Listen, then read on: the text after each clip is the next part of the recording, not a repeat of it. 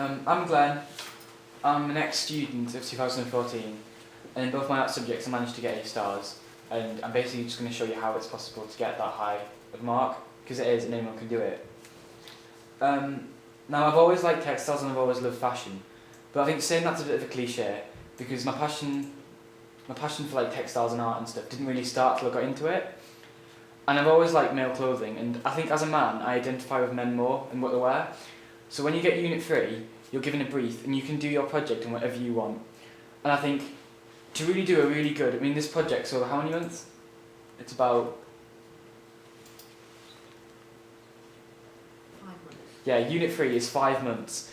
So you have to pick a theme or an idea that you can do for 5 months and you're not going to get sick of it. So I chose to look at one of my favourite fashion designers, Jean-Paul Gaultier, and how his work really influenced fashion today. Now, with Unit 3, you have to write an essay that underpins the full piece. And it is hard work, but it's all about research and writing about the research.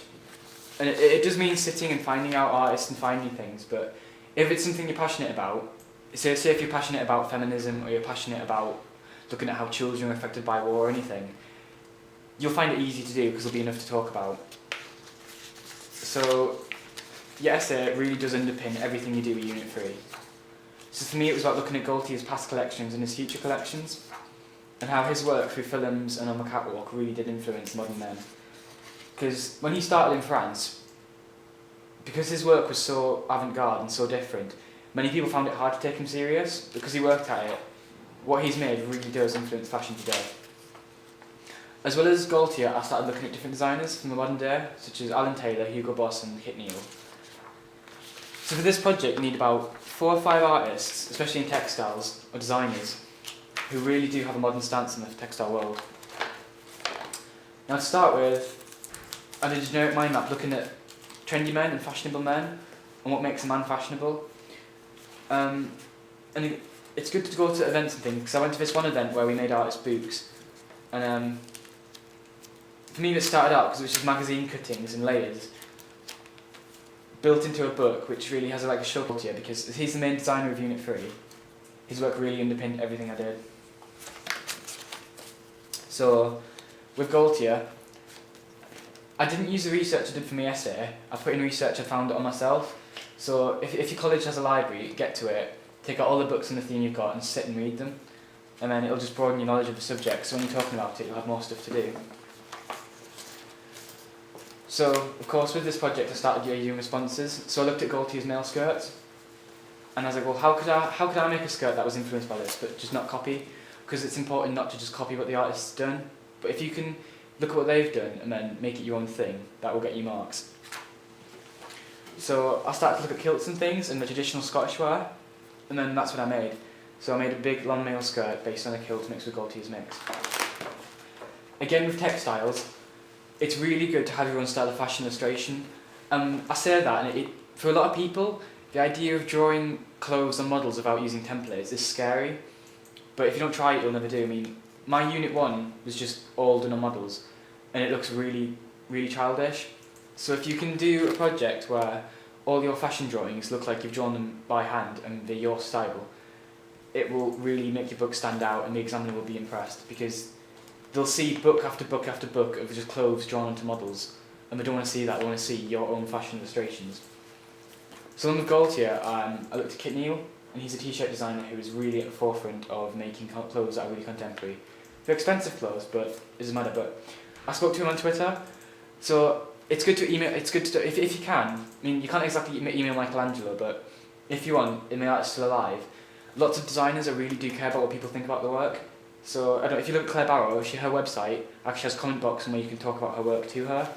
So it's really good. It might seem daunting and scary, but if you can message an artist or a designer, do it, because what they give you back will be individual, nobody else will have it. So with this, I started looking at repeat patterns and how I could make an old thing new. And it's an area of work nobody else had looked at, so I was really happy with it. Again, use drawing and illustration, built up with collage and things, to really influence your work. So for me, I did a motorbike engine, because it's male clothing, and I thought it was a male item. But I splashed it with oil, and I splashed it with masking tape and stuff to really make an individual piece.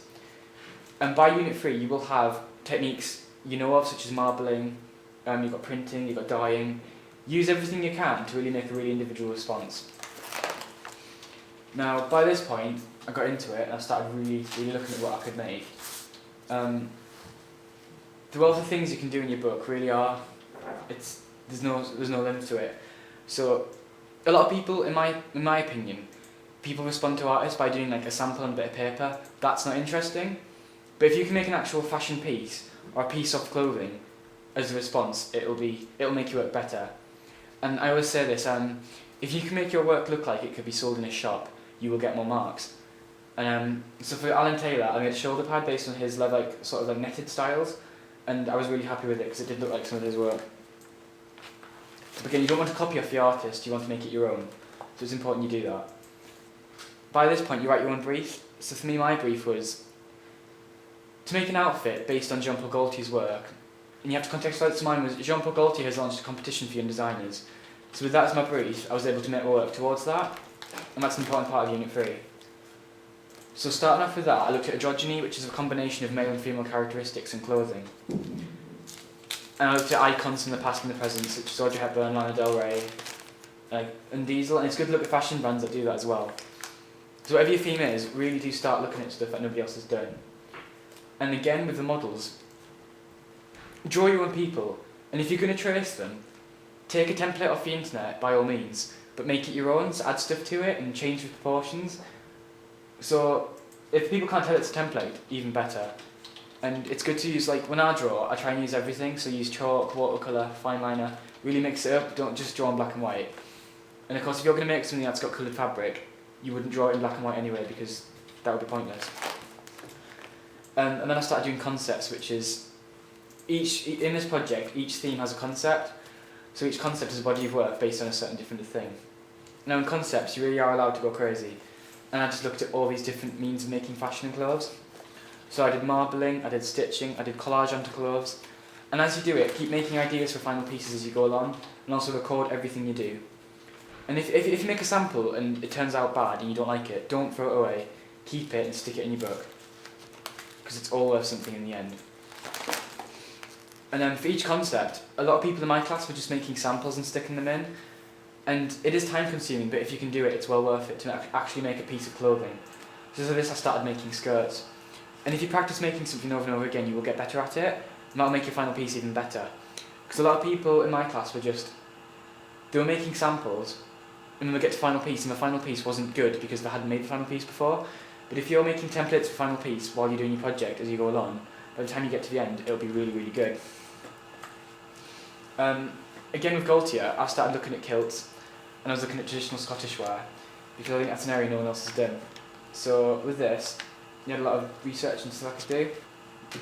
So really, really you need to look at all sorts of fashion, and especially for textile students, if it's Fashion Week at the moment, like it was last week, really keep up to date with it, so buy Dazed and Confused. I mean, in my opinion, if you're into alternative culture, the magazines you should be reading are Dazed and ID, and then they can really influence your work. And also it's good to take cuttings from them. A lot of people read Vogue, but in my opinion, Vogue's quite elitist. Whereas fashion students, you need to have a wealth of knowledge about designers who are contemporary and modern, as well as the past.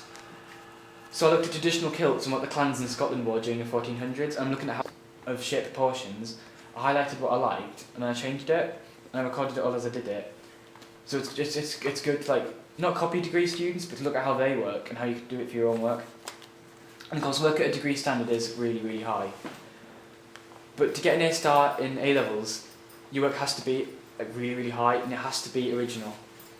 So don't copy degree students, just be inspired by it.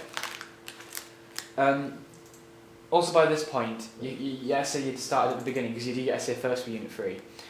You need to keep using the essay throughout, so I kept referring to stuff, and referring to designs I'd used.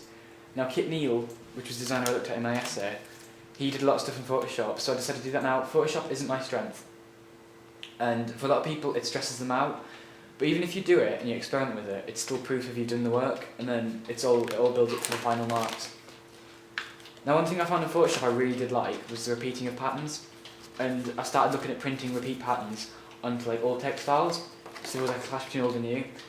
And again with the layers, my pieces were basically calico, brush or dyed, then printed on top of, And it was a really simple process, but because I worked hard at it, the colours really come up and it really makes something individual that nobody else will have. And again, record everything you do, and if you can, don't put your work on a model and photograph it, like on a model stand, because that's fine. But if you can actually get somebody to wear your work, it's active, it's moving, and it inspires the examiner more, and it shows you how your work would be actually worn on a fashion piece. So again, filter your book with researchers throughout, and put research in. And another good thing is analysis of artists' work. So basically, take a piece of clothing, say how it's made, look how it's done, and then reflect on what you would do if you designed it. And that shows to the designer and the examiner that you're really thinking about what you're making. And of course, continue with all your fashion pieces as you do it. And by the end of it, you'll come to your final design. And by this point, after you've done your concepts, you have to have a development conclusion, which is where you state what you've done and what you want your final piece to be. Now, for me, I'd made kilts and skirts all the way throughout the concepts, so when I made my final piece, I wasn't